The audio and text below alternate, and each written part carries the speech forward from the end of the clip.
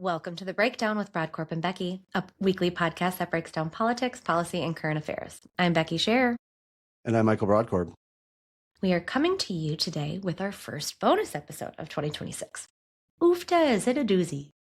Earlier today, Governor Tim Walz announced that he will no longer be seeking re-election for a third term. So for today's show, that is what we will be covering. We'll start by breaking down the announcement itself, how it came to be, Walz's reasoning, and what this means for his legacy. We will get into the Democratic candidates who are rumored to be jumping in the race, and we will discuss what all of this means for the 2026 campaign season and messaging. Thank you for joining us today and enjoy the show. So, Michael, I'm going to start things off by saying, hands up, I will admit it, I was wrong. I said on Friday's episode, I think he should step down or step away from the campaign trail and not run for a third term, but I didn't see it happening. I think the egos of these candidates and electeds are usually too big, and the walls were obviously crumbling in. The pressure was just insane, and I think he had no other choice to it. But I will start by saying I was wrong. We saw Sunday evening rumors swirling. The press conference was announced that Tim Walz would be making a big announcement on Monday, and earlier today he did just that, announce that he indeed is stepping away from the campaign trail. Well, first of all, I want to make a production note that we scrambled very quickly to get this done, and my compliments to you, who you're busy and I'm busy, and we were able to pull this together on what was supposed to be a sleepy Sunday evening. That didn't turn out that way. Yes, by the way, I love any podcast that begins with you apologizing and admitting you're wrong, and this is probably the start of one of my favorite episodes. So yes, do you want to talk about more about that, or should we just move on? We can move on. Yeah, let's start with your take. I truly did not anticipate that, it's kind of like the Biden effect, right? We saw this, I mean, it's history repeating itself from just a couple months ago, where there was no other choice. I truly believe there was no other choice. And I want to chat about the political pressures, but I first want to chat about the announcement, which was a long 4-page press release letter that we got this morning, and then a press conference that the governor held at 11 o'clock today, where he read the press release. So he came through just reading that, and I have some key points I'll take out, or I want to chat through. But first, just kind of want your initial take as you heard these rumors going around last night, and were you like me? Did you think on Friday that the walls were this close to crumbling in? Well, I want to add some context to something. I think that let's separate the walls closing in and some other things. First of all, I don't see, and based on some polling that I have seen, I don't know necessarily that Walz was vulnerable in the sense that the polling showed he was going to lose the race. I think that one of the things that we talked about was the overall fraud and the distractions, and it wasn't getting any better. The environment wasn't going to get any better. And so changing the dynamics of who is at the top of the ticket totally reframes things. And so I don't believe that any polling exists, private or public, that shows that Walz head-to-head was likely going to lose this race. I think that Republicans haven't won since 2026, since 2006 statewide. We're coming up to the 20-year anniversary. So as much as I think that there was some vulnerabilities around Walz, I think the problem was getting worse. And we've talked about that, is that fraud was getting worse for Walz. There wasn't someone who had wrapped their arms around this and had a control. And so the environment was starting to get, I think, somewhat out of control. And by Walz getting out, it stabilizes things significantly. Yes, I certainly think that's the case. And I do definitely want to get into what I think this means both for the governor's race and down ballot, because I certainly think there are a large amount of implications there. And you've seen some polling numbers. I have not. I did kind of think maybe there was some polling that was leading to this decision. I think we've heard a rumor, allegedly the governor met with Senator Amy Klobuchar over the weekend. I've heard Chair Martin was also in town over the weekend. It does seem that there are some higher ups maybe that came in, had conversations, and whatever the reasoning ultimately was, maybe added some of that little pressure of you need to do this and you need to do it soon. Because also what I took from, again, we'll kind of chat through some of the points he made in his press conference, but when he ended with no questions, we'll chat tomorrow, to me, that also felt as though he maybe hasn't fully grasped or wrapped his head around this decision.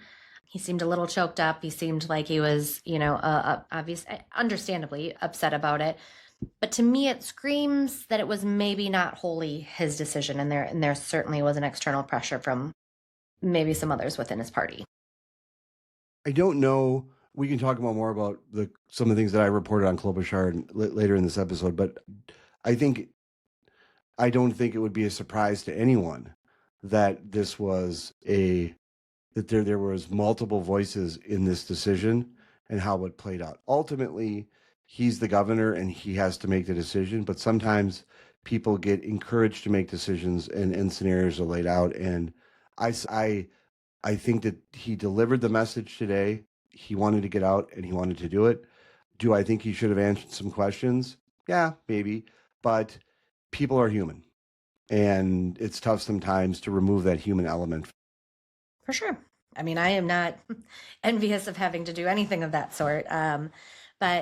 So starting with the release that he sent out, the letter that he wrote, from my perspective, I struggle with this a little bit because, we're ultimately getting the buck stops with me, but, right? Which we talked about a little bit in our Friday episode. There was a whole lot of blame in this release. And so kind of some of the key parts of his reasoning for stepping out here. For the last several years, an organized group of criminals have sought to take advantage of our state's generosity, and even as we make progress in the fight against the fraudsters, we now see an organized group of political actors seeking to take advantage of the crisis. Duh. I mean, if you don't like the politics of politics, get out of the game, because what does he expect that any legislator, but obviously legislators from the other party, are going to do here? There's a massive, massive fraud, one of potentially the largest any state has seen under programs funded by the government. Obviously, the Republicans are going to utilize that as highlighting incompetency of a governor, especially a governor that's running for reelection. Isn't that how the game is played? Yes. I mean, there's some process arguments that he laid out and some criticisms that I think are warranted, but I don't know that he's the best person to criticize them. I mean, one of the things that I've discussed is I think that since Walz became a national figure, Minnesota has gotten a lot more attention nationally from national Republicans, despite not winning things or winning races. They're getting a lot more attention because of Walz's national profile. Minnesota has. There's been a somewhat of a circus-like atmosphere that has consumed Minnesota politics in the last, 30 to 60 days. And I don't see that necessarily stopping because of Walz getting out of the race. Now, some of that circus is what you and I have worked in and is fair and signed up for. But there are some things, there's an ugly side to politics that is really taking shape. I have been critical of commentary that Walz has made and the president has made that has increased the polarization of politics. I remain convinced that social media is an absolute cancer. And I say that without no insult to cancer, but it is an absolute cancer.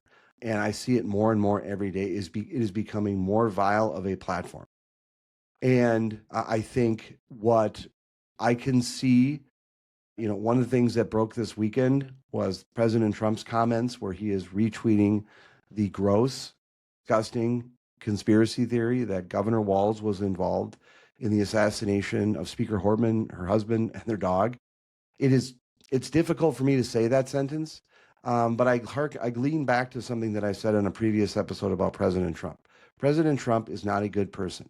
Doesn't mean he can't do good things as president, but my expectation on the type of behavior that Trump is going to act in is very low. Even this shocked me. And I will say to you that from some folks that I've spoken to, I think that the events of the death of Hortman, the politicization of how that has been done, and the president has used this, I have pointed out for a very long time that the fact that Governor Walz did not have a running mate, to me, was an indication that his heart was not in this, that he was not ready to go through this. And do I think fraud had a factor in that? There's no question it did. The environment that's created was a question.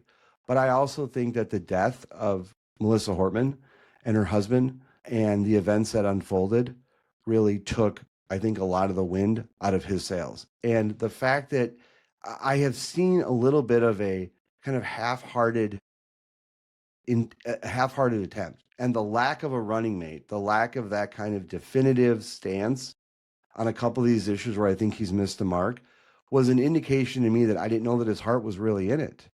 And I think probably a week from now, if not longer, I think he's probably going to be very relieved that he's no longer running for governor.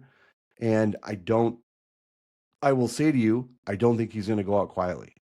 And I think that a lame duck governor we're going to see the boundaries and the strength at what can come from a lame duck governor. But I want to take a moment to just acknowledge that as much as we are going to talk about fraud and other things, how much I think Hortman meant to Governor Walz and how much of a loss that was and how much of a blow that was. And I think that had a big impact on what occurred. And I don't disagree. I certainly think that there is something to that. I think that's probably in every single elected official's mind in Minnesota, Republican and Democrat. I think the level of vitriol and just being an elected official, being out there publicly, you automatically have enemies, and we see that a lot. And so I think the fact that this closeness to, obviously to the Democrats, obviously to Governor Walz, who, was a friend, I cannot imagine what these individuals go through having a friend that was not only lost, but murdered and brutally murdered. And I can't imagine how that weighs on them day in, day out, and their decisions to move forward. I think it's certainly something that probably plays over and over in many of their minds every single day on the campaign trail and while they legislate. And to your point, I mean, seeing that tweet or post from President Donald Trump over the weekend was really, really gross, really, really inappropriate. We saw new statements come out from the Hortman children, and it was just really awful. And kind of part of what Walz alluded to, he had a line in his release saying Donald Trump and his allies in Washington and in St. Paul and online want to make the state a colder, meaner place. I think that kind of ties some of that in, kind of does the Trump blame game. I mean, it's hard to have the conversation and combine the two and separate the two at the same time. But I don't think you're wrong. I do think that certainly has a play in it. Before I move on, any last? I just wanted to say, as much as I acknowledge that I think is a fair statement, one of the things I will implore to all people is, as we're pointing out the merry-go-round that's going on with this stuff, people have to acknowledge that they participate in some of this too. Governor Walz has hammered the President of the United States and Vance in a number of ways that you and I have discussed as being outside the bounds of good taste. And so if you want to be authentic and credible at calling balls and strikes about the rhetoric of others, I think your first thing that you need to do is check some of your tone and messaging yourself. I agree. I absolutely agree. And before we move on from the subject, I do want to give a shout out. Recent guest that we've had, Senator Julia Coleman, a Republican, also came out very strongly against the president this weekend for those statements, for retweeting this. I think that was as something that should be easy to do, isn't always easy to do within your own party. And I think she should absolutely be commended for doing that, for speaking out. We've talked about it a lot, about how these things should be called out regardless of who is at fault, and that was certainly one. But you're right. We've seen it from Governor Walz, we've seen it from Democrats and Republicans, and as we move towards 2026, we will, I think, hopefully try to continue to call out those bad statements, bad actors who continue to perpetuate that cyclical, dangerous rhetoric, and try to rise above it. I do want to play devil's advocate a little bit. I do think that from my perspective, I always thought that Walz not naming a running mate was because nobody wanted to say yes, because he was having a hard time finding somebody who would step up to the plate with him, who would take this on with him, who would want to go and defend this with him. We'll never know. We're never going to know who his running mate is or would have been, but that's my take on that. But on the flip side, again, I'll go back to this, and I want to and push back if you think I'm wrong. Where is the polling that showed he was in a tough position to? I don't see any polling that showed. Now, you can talk about his approval rating and others, but bottom line, elections are not held in a vacuum. And Right. this is the challenge is that he would have been up against someone. And I don't know that there is a data point narrative that can be said that he's getting out of this race because he was going to lose.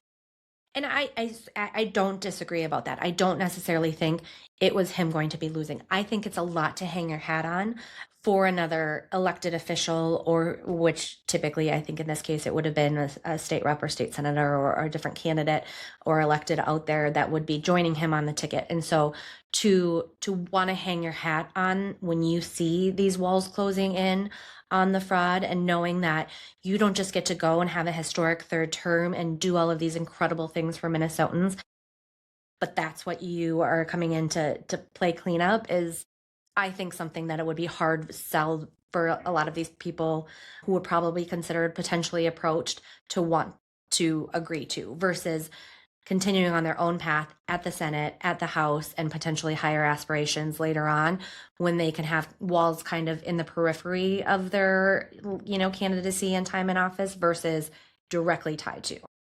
I think you're spot on. And it goes to one of the points that we discussed, which I've made, is that I think that fraud is going to be front and center in this campaign. And I think it's going to define the next term. And I think one of the challenges that I think we've discussed is that we're not ahead of it. We haven't hit rock bottom. And so coming into an administration, I think the next governor's administration is going to be determined. Whoever wins is going to come in and they're going to have one of the benchmarks they're going to be measured by is, did you address fraud? Did you tackle it? I think it's going to be very challenging to get a full grasp and turn the wheels of government and correct it over 4 years. And I think it's a long-term problem, but you make great points. Well, thank you. I'll always take that. One thing that I also want to say is a great point that I started by saying we were wrong, and I'll move into now. No, you're saying you were wrong. I was wrong. And now I'll move into saying we were right. On Friday's episode, we talked about how it would be a great move for the governor to say, we welcome the help of the federal government in this case, instead of placing targets on their back. And in this statement, he does. He says, we welcome the involvement of the federal government. I'm grateful to the career professionals at the U.S. Attorney's Office and the FBI who are helping us win this fight. Bravo. Brief little part, but he includes it. You were right. That was your point. And Thank I'm you. going to I go from right and wrong. We'll take it. You were right. You were absolutely right about that. And that was a clip that we highlighted, and you were spot on. That you nailed that one. Bravo. And then this is where he kind of officially makes the statement. He says, defending my own political interest would be a minute I can't spend defending the people of Minnesota against the criminals who prey on our generosity and the cynics who prey on our differences. So I've decided to step out of the race and let others worry about the election while I focus on the work. Which I get. I do. Like, if I'm somebody from this party and this is my guy, this is where I could see people looking towards and saying, that's the governor we know, right? Like, this is somebody who have all of the friends, all of the young Democrats, and Ken Martin and Ellison and Flanagan and Smith and Klobuchar, all of the statements are kind of this, right? That he is here for the betterment of Minnesotans and the people. And it, while I don't necessarily know that that's the reason, it does make sense to be the reason you're pointing to is, I'm committed to working on fraud, and being on the campaign trail is just distracting me from that mission. So let somebody else go work on the campaign trail, and I'm going to stay here committed to the goal at hand. I think you're right. And then he ends with, but make no mistake, if Republicans continue down this path of abusing power, spearing entire communities, and running their own fraudulent game at the expense of Minnesotans, we will fight back every step of the way. I kind of wish he would have not ended with more of a sling back towards Republicans from the governor's office. I kind of wish he would have ended with like kind of that cohesive one Minnesota-esque type mantra he has tried to really lean into and embody along the way. But I get it. He's playing the role, he's playing the game. And so. But I see this so much on social media, Becky, and I just see this. I see people going out and defending, not speaking out against Trump. And they always have an example like which say, well, I'm not going to speak out on Trump because so-and-so did this. And it's because of that. You want to know what? It's never the wrong time to do the right thing. It's never the wrong time to do the right thing. And I wish, as I was reading, you sent me the statement and I was reading it. And there were a couple times I'm like, okay, you can end it here, you can end it here, and you can end it here. But that's just the nature. I think more of our politicians and people on social media need something called The Art of Brevity, which is a great book, or Smart Brevity. And read that book and learn about how saying less is sometimes more. I don't know that we can really talk to that. It says I think our last few podcasts have been like 90 minutes, but I get the point. I just took that as less against Trump and more against like a previous statement in this where he said about the Republicans playing hide and seek with whistleblowers. I thought that was more taking aim towards the Minnesota legislators, the Republicans who have been hammering him on this. So that's where we end. He said no questions. We will be back with you tomorrow. So we potentially will hear some questions tomorrow. Who knows? Yes, we don't know. And in your script, you noted Alpha News was turned away? Yes, I did. Alpha News tweeted that they were told they were, quote, not on the list and not allowed into the press conference. There is nobody in the podcast industry that does a better script than you, Becky. And so well, thank you. I missed that. That's BS. It's a public press conference. It's a historic event. They should get to be there. And especially when you're not taking questions and just reading a statement, like it just is. This is the type of silly stuff that as I get older, I get more bothered by. It's insidery, it's inside game, it's process stuff, but it's where we have worked so much. And so you highlighting that is, I don't like that. Democracy dies in the darkness. It does. All right. I want to chat a little bit about maybe what Walz is aiming to accomplish here. I think that he's trying to kind of make sure he's holding on to some of that legacy. Obviously, I don't agree with everything that they've done, but, Democrats have and Walz have applauded their historic strides that they have made with free lunches, paid family leave, all sorts of different very large packages that have been passed over the last 7-8 years. And I think it certainly is a kind of trying to shift from ending. We know it's still going to be chaotic in this last year. We know it's still going to be about fraud, but trying to step away from a little bit of the scandal side of it and be able to kind of uphold and maintain some of that legacy that he hopes he can be known for. Yes, Governor Walz is 61 years old. He has a lot of time left on this earth to not only, I think, if you look at his electoral history, there have been far more wins than losses. And to the degree at which this is considered a loss, I mean, the only time that he's lost on a ballot was when he was on the vice presidential ticket, when he was on with Vice President Kamala Harris, when she ran for president. And so his legacy is, there's time for that. If you are listening to this podcast episode and you are a strong supporter of Governor Walz, I will say that there is a lot of time left in his life for him to frame up his legacy and spend some time doing that. There is a lot of things that he can take credit for. There are a lot of lives that I think are better in this state because of him. We've talked about some of them. And we spent a lot of time in the last few months talking about fraud, but there are a lot of things in his record that he is going to be able to go out and talk about. I don't know about electoral opportunities. Again, he has never lost a race where he was on the ballot as himself. But I think there has been, a little bit of an overexposure of him. And I think some time to recalibrate who he is and his legacy. I don't think he's going anywhere. He's going to be governor for until this time next year.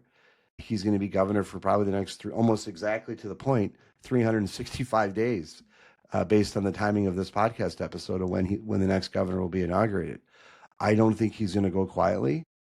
And I think that his legacy is yet to be defined.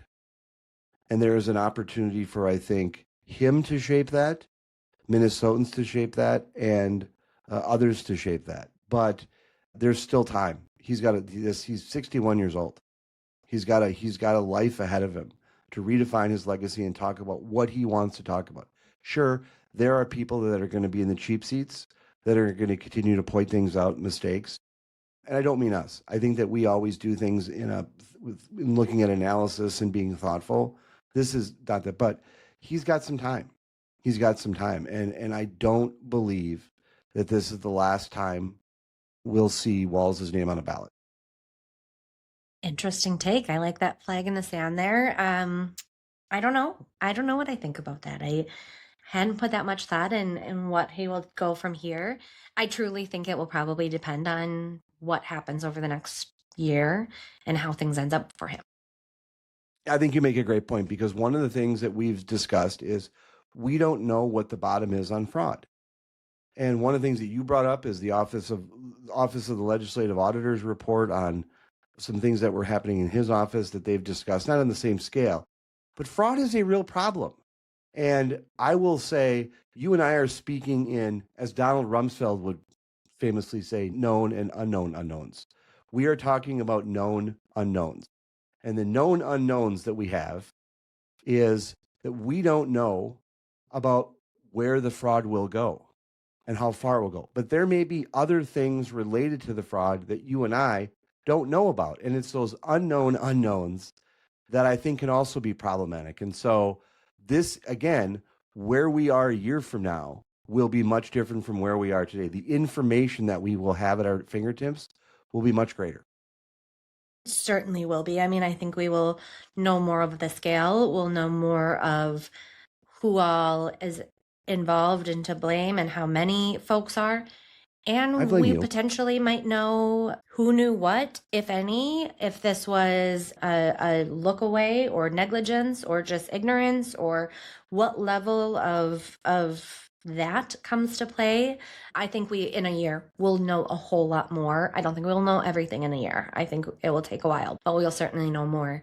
I do want to kind of continue to move through, first starting with some of the reactions that we saw from this announcement. I want to start by my former boss, Representative Tom Emmer, who put out a press release that literally just said, "Good riddance."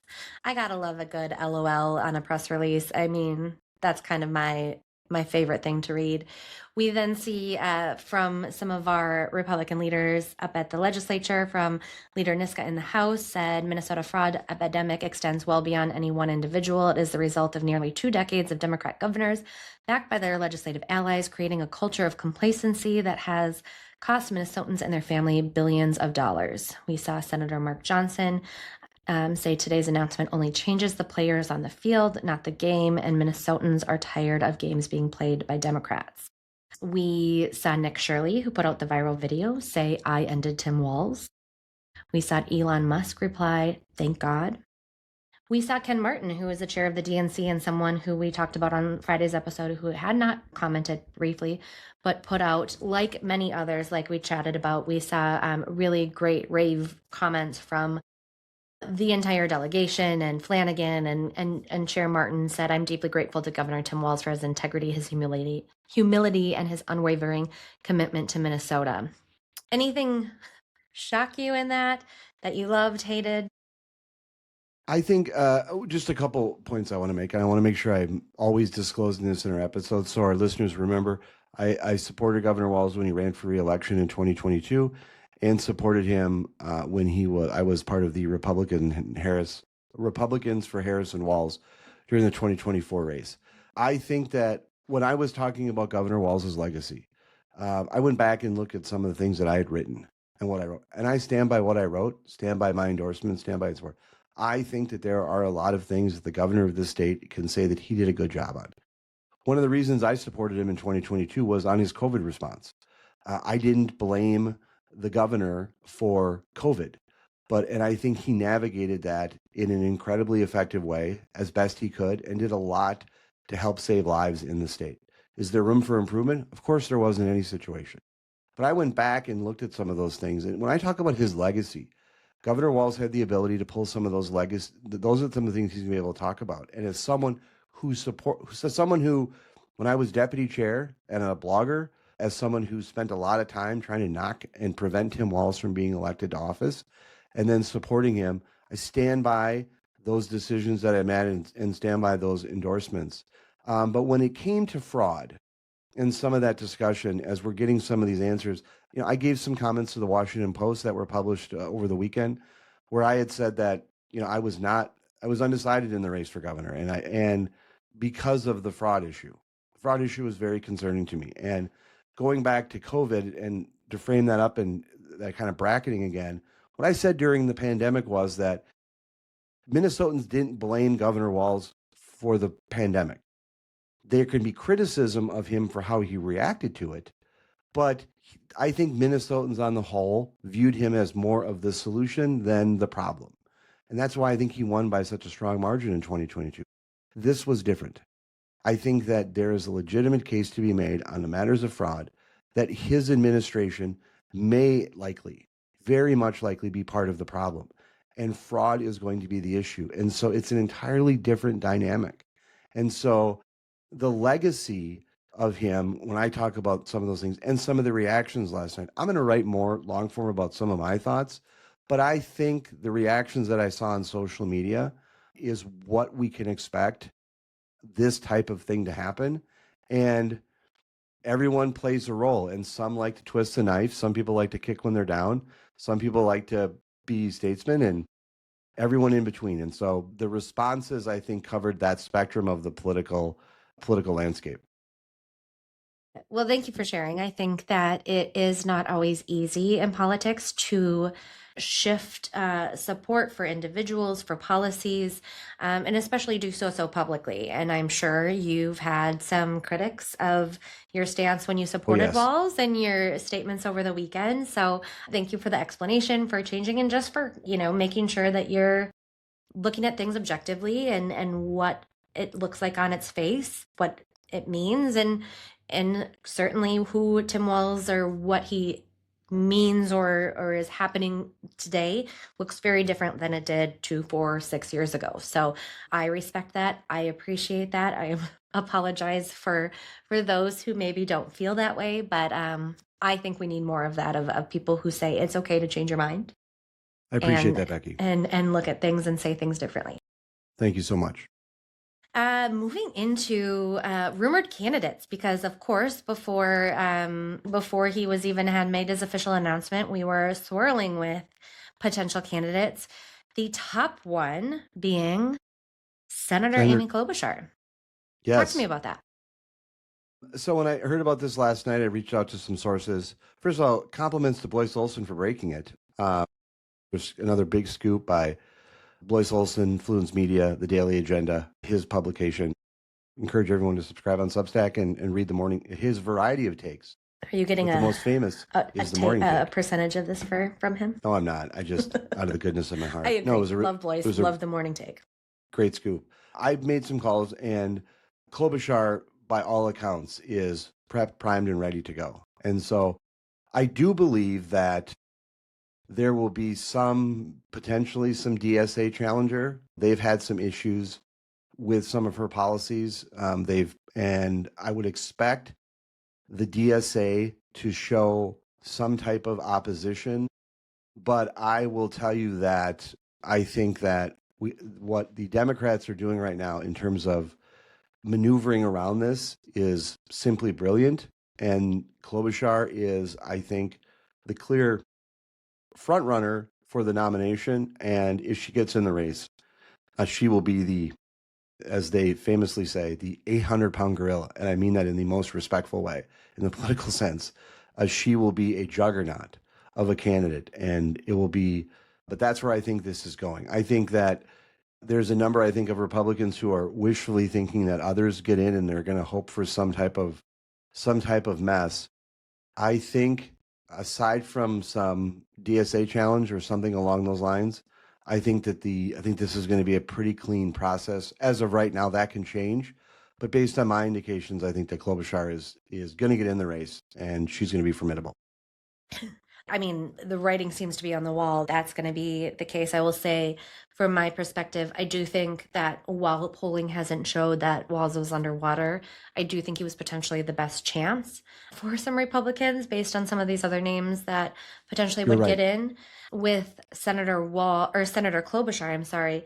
First of all, I think the longer it takes for Klobuchar or one of the other top tier candidates to get in, the more messy it has the potential to be because other folks, I think, would think it's their chance. We see it on the Republican side, and maybe some other ones throw their hat in the ring. I do agree. I think that there will be a DSA candidate, which will be interesting to see on a statewide level. We covered a lot of that situation in Minneapolis mayoral race. But when it comes to Klobuchar, we saw some folks had tweeted, Julius and tweeted that domain names were already purchased over the weekend of to the like of Amy Klobuchar for governor and Klobuchar for Minnesota, Amy for Minnesota, all of those kind of things, which I love when the domain names. I feel like you were one of the OG people to pull out when that happened back in the day. But she certainly has the name ID. She's one of the most popular Democrats in Minnesota. She can certainly tout kind of that middle of the road, bipartisan, my favorite fence sitter. She is notorious for being able to play both sides of an issue. Like I remember even when she was running for president, and I think we talked about it back years ago, that she couldn't say if she liked the Iowa or Minnesota State Fair more. Like, I mean, it just is infamous for that. But then when it comes to fraud, I mean, she is a former Hennepin County attorney, and I think that she has a really good angle to tout herself as that problem solver that can work across the aisle, has those federal connections, has the history in the attorney's office, and can strengthen oversight on this. I think that her messaging on fraud and how she can come in and be a fixer is probably the best any candidate could have. Additionally, we always hear her on the short list, and she ran for president once before. Rumors, always come up that she still wants to be president. This could position her, come in, fix fraud, do that for 4 years, get that executive experience, and then go run for president, especially if Trump continues to make this. We've seen other states coming out with fraud issues. Trump is making fraud kind of a national thing. I could see this as kind of her stepping back into that national limelight as well, if that's what she chooses to do. So you're voting for Klobuchar? No, I am not. I'm saying these are the benefits to Democrats. We'll Yes. see, and potentially Minnesotans. We'll see what. Do you think so? You don't think there's going to be one of the names that's frequent that I think Republicans are gleefully trying to spin is that Attorney General Ellison will get in the race, and I don't think that's going to happen. Do you? I don't think so. I think he has the biggest vulnerabilities of the three names that I've heard repeated from news sources from Democrats are Klobuchar, Ellison, and Steve Simon. And I think that Ellison, next to Peggy Flanagan, a lieutenant governor, is the most tied to Walz and this issue. I think that he obviously has opportunities or positives to be able to try to spin this, but ultimately you're supposed to be the head legal honcho in the state, and this is still happening under your watch. You're one of the constitutional officers. You're one of our top folks in the state, and it's still coming under you. And being so tied to Walz and that we are fixing this, we are cleaning it up, I just think that's hard to believe. And I could see him being a big target from President Trump going forward on this with Walz kind of removed. I think, and push back on this if you think I'm wrong, I think a miscalculation that Republicans are going to make or may make is that Walz got out of the race simply because of fraud, and that is going to be the secret sauce that is going to take all these candidates out. I think that that's the wrong approach. That being said, I do believe that there are other candidates, particularly the Attorney General, who has, to the degree which fraud is an issue, and it will be, he has some culpability. There's some responsibility, political culpability. and in the driver's seat and that type of stuff, some issues that he's going to have to face. Like Klobuchar getting in the race, if she does, and assuming that she's at the top of the ticket, I think that the Attorney General's office still represents a great opportunity with the right candidate for Republicans to play in. I say the same for state auditor with the right candidate. I know Ellie Dangan is running and things like that. And so those are the type, that's going to be a very interesting race. Steve Simon, I think, is probably next to Klobuchar, the toughest candidate for Republicans to knock off. And so if it's not Klobuchar, I would venture, if it's not Klobuchar, I think Ellison would probably want to do it, but I think Simon would probably be the strongest candidate that they could put up. But all signs are pointing to Klobuchar right now.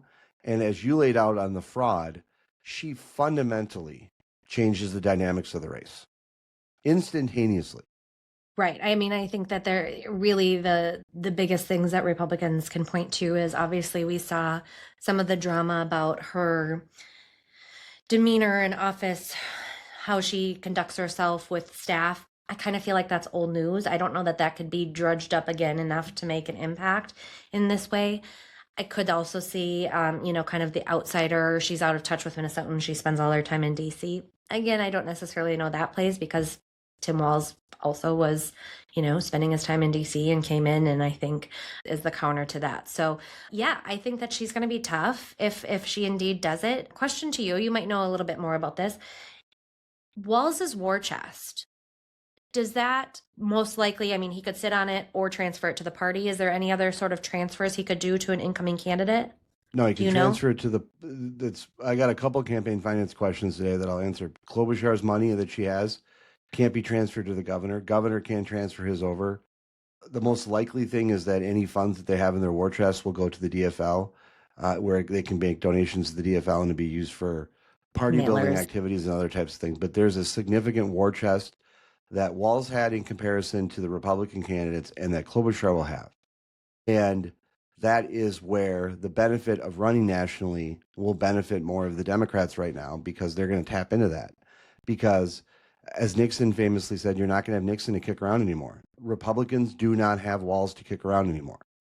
And as much as they try to make that not the case, that is going to be the case. A few points on Klobuchar that I would like to make about some strengths and I think some potential vulnerabilities. First of all, in the interest of disclosure, I worked on U.S. Congressman Mark Kennedy's race against Klobuchar in 2006. We got defeated handily against Klobuchar in 2006 in a tough year for Republicans. She is a very aggressive campaigner.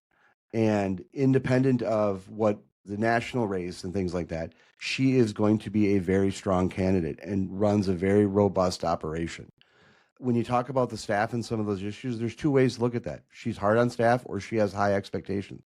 And if she has high expectations, that means she wants to run a quality campaign and a quality operation. I expect Klobuchar's operation, if she runs for governor, to be second to none, top flight, well-funded, well-organized. And one of the things that has happened since that Kennedy race in 2006 is Klobuchar has not had what I would consider to be a top-tier challenger since then. Klobuchar, I mean, she was the Hennepin County attorney. Mark Kennedy was a sitting congressman. But electorally, the race wasn't close.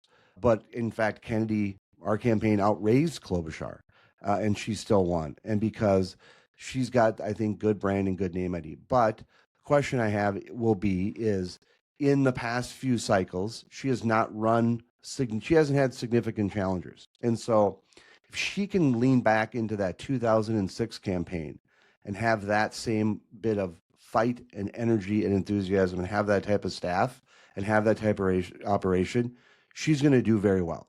But again, the last few cycles have been, she's had some pretty weak incumbents. I think there's the DSA component about potentially getting some challenge around that stuff. The other thing that I think may be discussed or come out is I don't believe, again, to the degree at which fraud is the basis, I think there have been a lot of Democrats who have had the opportunity to weigh in that haven't. And so where has Klobuchar been on the national level when it comes to fraud? I go back to our interview that we had, probably one of the best interviews on fraud that we had with Congressman Finstead. And he discussed some of the work that he was doing at the national level to deal with fraud. I think Klobuchar is going to have to come in, and to the degree to which fraud is an important issue to Minnesotans, she's going to have to, I think, explain what she's been doing in Washington to address and deal with fraud. Now, I'm going to say to you something that I think Klobuchar deals better with Trump than Walz does. And so I think she is going to do better at not not chasing every tweet, every post, every something. I think she's going to be much more disciplined in terms of picking and choosing when she punches down or up. I think the sparring between Walz and Trump, they got under each other's skin very easily. I think Klobuchar is going to be much more disciplined. I think it's a pretty good take. I think Thank across you. the board, I do think while this certainly takes the wind out of the sails a little bit on the tying everything to fraud and to Walz, which we'll chat a little bit through A little messaging bit? here short. Largely, I do think the point you made about this, Senator Klobuchar kind of parachuting in. Why didn't you do anything? Why do you only care now? Is a very valid point. I mean, I think those questions will have to be asked and answered by whoever comes in as the Democrat nominee, because everybody should have an answer to that of why did they not speak up, or what did they think when they were supporting Walz and his work. And again, having to figure out how to walk that line of not bashing Walz, if that's their choice, which I have to imagine it's their choice, not bashing Walz in the work he's done, while also saying we have a lot of work to do and I'm the person to do it. Yep. Good point. One question I'm curious of your take on. We haven't heard a whole lot from Lieutenant Governor Flanagan to date. Once again, further evidence of how you are the best at producing scripts in the entire podcast industry. Go ahead, Becky. You made a comment last week of when loud voices are suddenly quiet, and she is one that certainly falls into that. She did post a fist bump photo today about how her and Walz are best of friends, which obviously everybody who reads or paid attention to the news at all knows that that's not the case after the kind of spat when she ascended to acting governor while he was on the campaign trail, and the fallout from that. She is now running for U.S. Senate for Tina Smith's seat, and we just haven't heard a whole lot to her. And again, you mentioned that a previous attorney general, or the auditor's report that talked about the issues within the governor and lieutenant governor's offices and staff. They run as a ticket. She's as culpable, as responsible as for the work he is doing and for the fraud that is happening under his watch. We haven't heard her name attached to it a whole lot. Do you think that will change with Walz out? Do you think if you are Congresswoman Craig, you think she's starting some whisper campaigns out there? Do you think we're going to hear a little bit more of her saying, well, Walz got out, now Flanagan, you're next? Let me just want to make sure I'm being very precise about this and clear. Do I think fraud was part of the reason that Walz got out? Yes. Again, the connection that I have to make is, do I think that fraud was harming him to the point that he couldn't win? I don't know.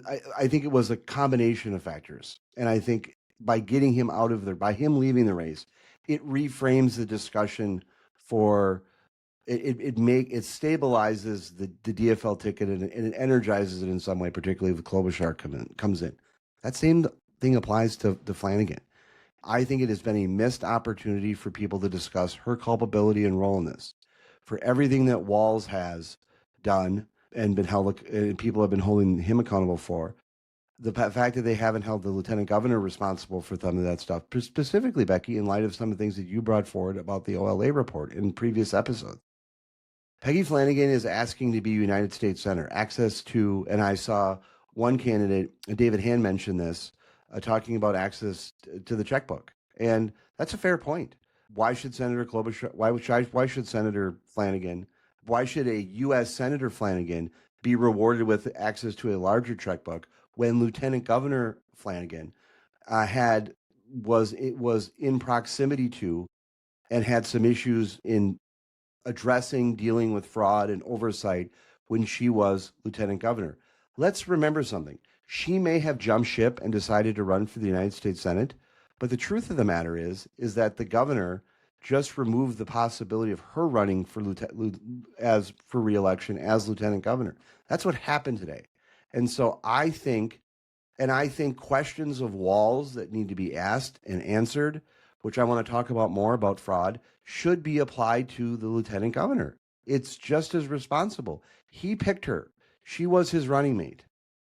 And if she was a year around, 14 months ago, sitting around thinking about the possibility of taking over as governor, should Walz get elected vice president? One of the things that we've discussed is responsibility works both ways. Fraud is a legitimate issue that should be discussed in this race, and there should be more political pressure and questions asked of the lieutenant governor. I'm just going to say it now. I'll make this point. The fraud committee that exists in Minnesota should be asking Walz and the lieutenant governor to come in and testify. The fact that they haven't done that is, I think, a misstep. And this fraud committee that you and I have both been incredibly complimentary of the work that's being done. What I want to discuss fraud a bit more. I think the fraud committee should bring in Walz, and they should bring in the lieutenant governor to answer some questions on fraud. Yes, I would love to see that.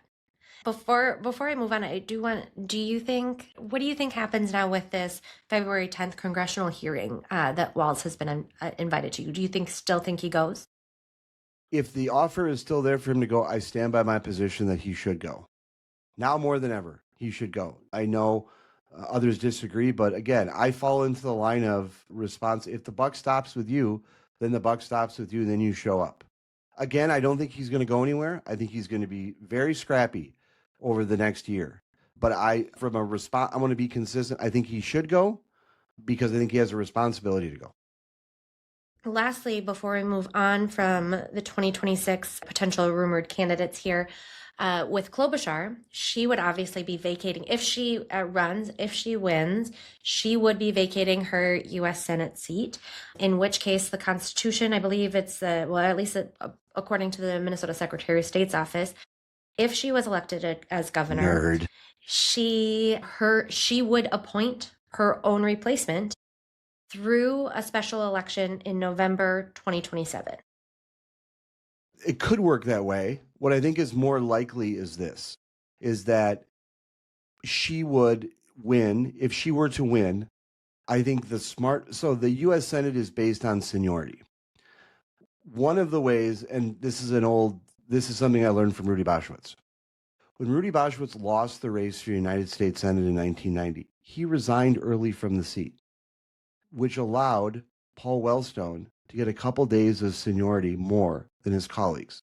So he came in, Wellstone in 1991 came in with the highest seniority of freshmen in that class. What I think would happen is that if she won and was elected governor-elect, I think she would step down. Walz would pick her replacement, and her replacement would then run until it would fill that for 2 years, and then there would be a special election in 2028. There will be a special election in 2028 because Klobuchar is not up until 2030. So there would be, just like with Smith, we had that double election where she was filling the seat and then there was the special. So I think what would happen is Klobuchar that's where I think would happen process-wise. Does that make sense? We will get a detail on this, but I do have a tweet that says, from a Hill reporter, that says, per the SOS office, if a resignation occurs before May 25th of 2027, then the special general election would be held November 2027. So we'll get clarification on this. So she could. Oh, yeah, you're right. Oh, I'm sorry. You're absolutely right. That's why that happened. Yes, you're spot on. So my timeline, the process makes sense, but the timeline's off. There will still be, similar to Tina Smith, right? A special election. There will still be some sort of seniority of likely shepherding in the next, potentially whoever the next senator is. What I was missing in that scenario was that March date. You're right. If it comes before, then that's what happens. So spot on, nerd.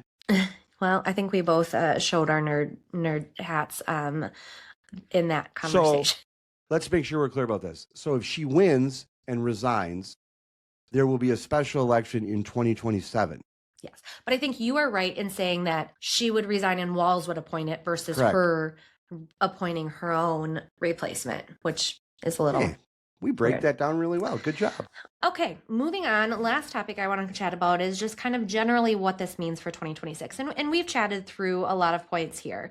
I think we both are in agreement that the implications for the Minnesota legislature are better with Walz not on the ticket. I think that it is better for Democrats. I'm sorry, Yes. better Better for for Democrats. Democrats in the Minnesota legislature with Walz not on the ticket. Because as we discussed last week, every press conference, every interview, all the time, it would be, what did you know? When did you know it? And why did Walz not stop it? Why did you not stop it? It kind of, I think Republicans are still going to take advantage of that. And with this, I think not only to talk about these implications, but some of this messaging. And I think this is where Republicans we're going to see kind of come in and say, this wasn't a one-time thing. This was not a one-off. It's a culture. It's a system. The system was working to in this way because of the one party control. And if you continue to elect Democrats, this will continue to happen. Thoughts? I think, and I tweeted this out last night. Let me say this. There's not a Republican that I spoke to last night who was excited about the fact that Walz was getting out of the race. And nearly every Democrat that I spoke to was, I'm not saying I heard champagne bottles popping in the background, but we're excited. And I wrote last night, I said, the best opportunity for Republicans to win statewide in 26 with Governor Walz at the top of the ticket. Walz doesn't run, and now we know he's not. The GOP's ability to win a statewide race is more difficult. The DFL, not the GOP, should be celebrating tonight. And I stand by that position, which is, I think that I say that as someone who, with my comments in the Washington Post and what I've discussed on the podcast, the reality is that Walz being on the top of the ticket was better for Republicans. Now, that doesn't mean that I think Walz was going to lose. I still think you have to give advantage Democrats based on their track record and the organization that they've built up over the last 20 years. But Walz was clearly going to create some drama for the rest of the ticket. That is now gone. And I think that Republicans need to pause and understand that their electoral chances just became more difficult now that Walz is gone. And anyone who tells me to the contrary is going to be labeled a grade A bullshit artist. Okay. I believe in spin and I spin all the time, but I got to tell you something. Let's just cut to the chase here. There is no electoral strategy that you can tell me where Klobuchar is at the top of the ticket versus Walz, and it's better for Republicans to win statewide. Tell me that I'm wrong, Becky. Tell me. No, I mean, I think we look at it two ways. I think statewide, Walz was the best chance for a Republican to win a statewide office versus Klobuchar. I think down ballot, Walz at the top of the ticket also was most beneficial for Republicans at the Minnesota legislature. I still think that the legislature, if we look at it just on its face without the fraud component, without anything, I think we've talked about this a lot. Obviously, the Minnesota DFL and their functioning system and apparatus and money versus the MNGOP is just night and day. And we talk about that the same way between candidates and their fundraising abilities. When we look at some of the Republican candidates, there's 37 in the field versus, 1, 2, or maybe 3 that will come out on the Democrat side. If it's Klobuchar and a DSA and maybe Gene Johnson or some perennial candidate that is Ole Savior running for anything this time around yet? You're the second person to ask me if Ole Savior was running today, and tip of the cap to both you and the other person that did it. You did it live in the podcast. I'm not going to disclose the conversation, but you're really earning your nerd points this episode. I know, I love it, but it's just everything else aside, Republicans have an uphill battle. And up against Klobuchar and her money machine and her name ID is just... You say money machine like that's dirty. I like money in politics. Bring it on. Just disclose who it's from. I have no problem with that. And so it's just going to be an uphill battle regardless. Now, when we talk about the legislature, I think should Republicans remain on point, remain on message, continue to hammer the one-party control, DFL, no accountability, no checks and balances. You need Republicans because the Democrats not just Walz, are behind this mess. I don't know that it's going to be my take is that I don't know at the legislature there's going to be a huge turnover and a new DFL trifecta. I think Republicans can do okay. You disagree? Well, let me say a couple things, and chime in, push back, as always. I have really liked what I've heard from the House Republicans this year. I have really liked their approach on fraud, what they have discussed, and as someone who considers himself to be a homeless Republican, I have really gravitated towards some of the messaging and some of the work of the fraud committee. I stand by the position that it's an important committee. It's done great work. We've been blessed to have multiple members of the fraud committee on. I think they're doing great things and they're doing great work. I think that there's a difference between, and so let me say that. And so I am, as someone who believes that there needs to be divided government, and that's good, I'm going to stake the flag on this episode that I want to see House Republicans and that committee continue to be there and operating. So please don't interpret anything that I'm saying as saying that I don't want them there. I think that fraud committee has done great work, and we have been so blessed. We've had so many House Republicans on, and I'm wearing a bit of a partisan hat in this part. I think they've done great things. I'm going to be so fascinated, and we're going to be doing an episode. Our normally scheduled episode this week will be after the fraud committee hearing that's out in Washington, D.C. I think that this is an absolute bread and butter issue for Republicans that will help them in the suburbs do very, very well. That being said, they have to find a way to, I think, dial down more on fraud and their messaging. I found it interesting when I made that statement about the best opportunity for Republicans to win statewide, that there were some people that seemed to take that as a slight against the fraud committee or things like that. I don't quite understand that point. Elections are legislating, and running a committee is different than winning an election. And I think fraud is a rampant problem. I think that there has been far too much focus and emphasis on Walz while simultaneously not bringing him in and having him speak. I like the idea of there being a congressional hearing, but that could happen at the legislature. And I'm going to repeat again that if for those listening that are interested, I'd invite Flanagan in. I'd invite fraud in. I'd invite Walz in to talk about fraud. I'd invite Flanagan in. I'd invite Walz in to talk about fraud. I'd have them come in and discuss it. I believe the Attorney General has come in, and I believe the Secretary of State has come in. And I think it's time for the Lieutenant Governor and the Governor to come in and talk about fraud. I think, though, that you and I understand the difference between the legislative process and that works and campaigns. And the truth of the matter is that without disclosing who I spoke with, I just don't know that I spoke to anyone, I'm being honest, that was like, this is great. I got a lot of like, holy F, oh boy. And that is because they know what we have discussed, which is the path for Republicans to win statewide was better with Walz at the top of the ticket than changing it. And I don't see I'm just going to tell you, I don't see any universe right now, a political universe that exists, where someone is going to explain to me that the ability for Republicans to win statewide is better because Klobuchar is in the race. Push back and tell me that you're wrong. My DMs are open. You can go ahead.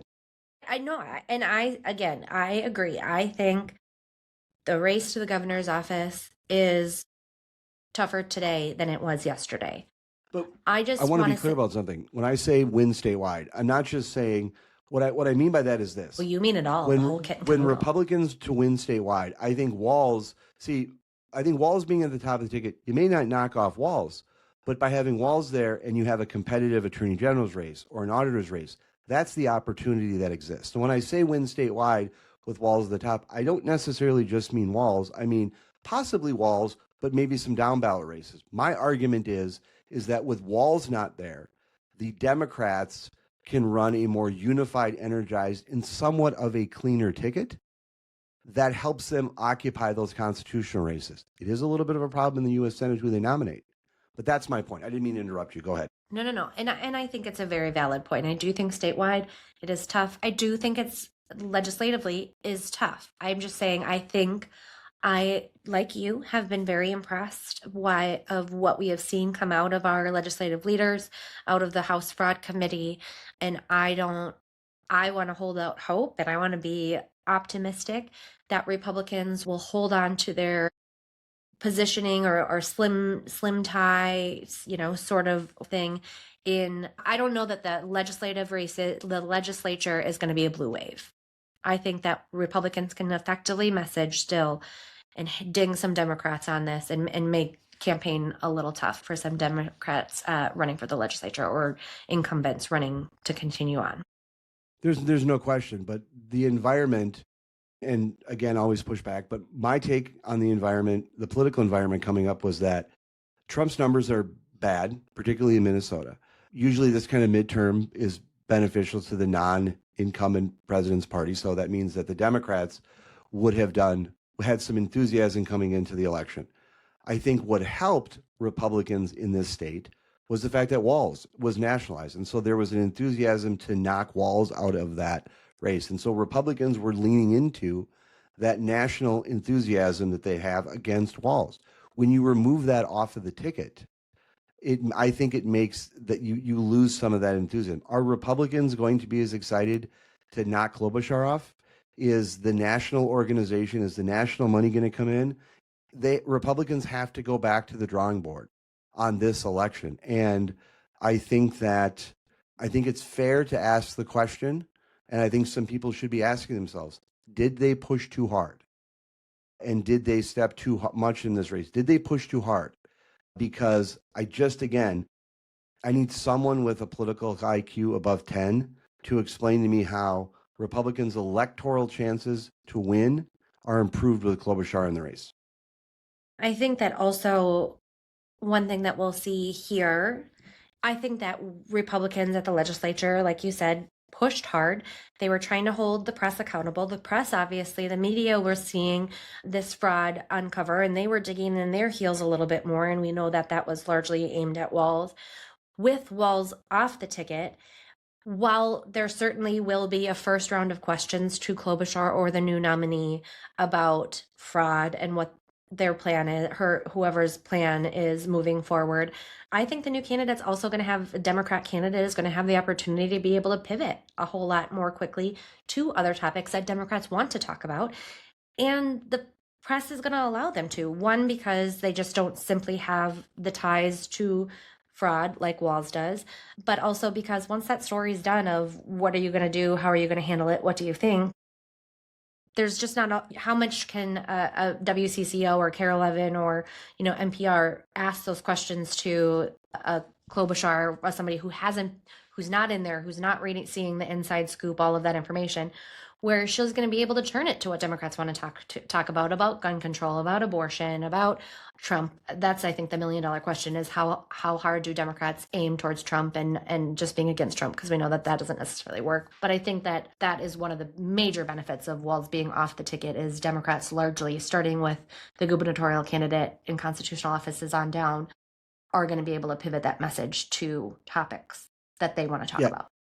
Yes, and I will say again, we've had a wonderful opportunity to talk to a lot of people. The one entity that we've talked with that I've really been like, wow, they're doing, is that fraud committee. I watch a lot of their committee hearings, and it would bother me as a Minnesotan if that didn't exist. I will say this to you. That doesn't mean they have to run their committee process, but again, we've had the chair on, and we've had members of the committee on, and we've also had some Democrats on who have some ideas on fraud and government reform. I think that is a great issue, and having a permanent inspector general, some of the ideas that Heather Gustafson pushed and Chair Robbins have pushed, Heather Gustafson in the Senate and Robbins have pushed in the House. Those are the types of things. I think that there is a legitimate role for that. And so as much as you and I talk about campaigns and winners and losers, if there's one thing that I hope in a year from now we're talking about is I think that this fraud committee needs to exist, and the people that are there that have some of the gavels that are working need to continue having them. Certainly the case, and we'll make our official predictions as we get closer to the elections.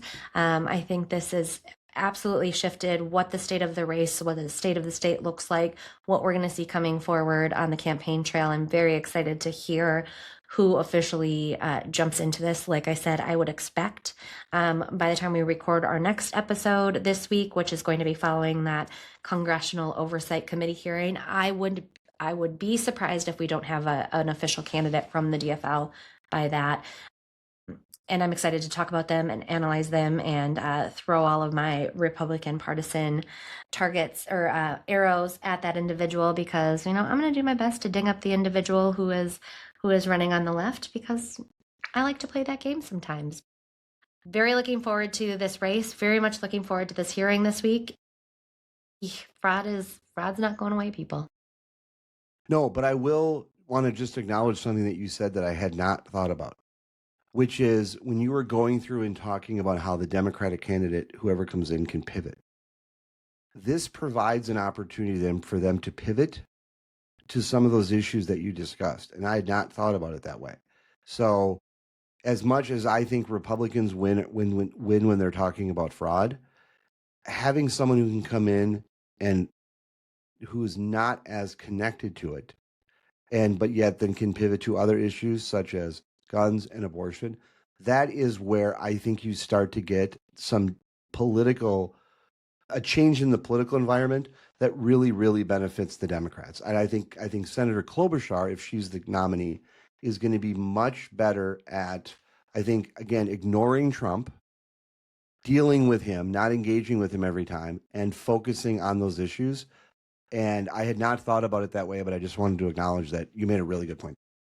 However, I will say with Senator Klobuchar, I don't necessarily know that she is fully outspoken with the left flank on issues like abortion and guns. I think she walks with them, but I don't think there are issues that she has been pounding the drum on as loudly as others. And I am curious of how Democrats in the state, in the party apparatus, are going to.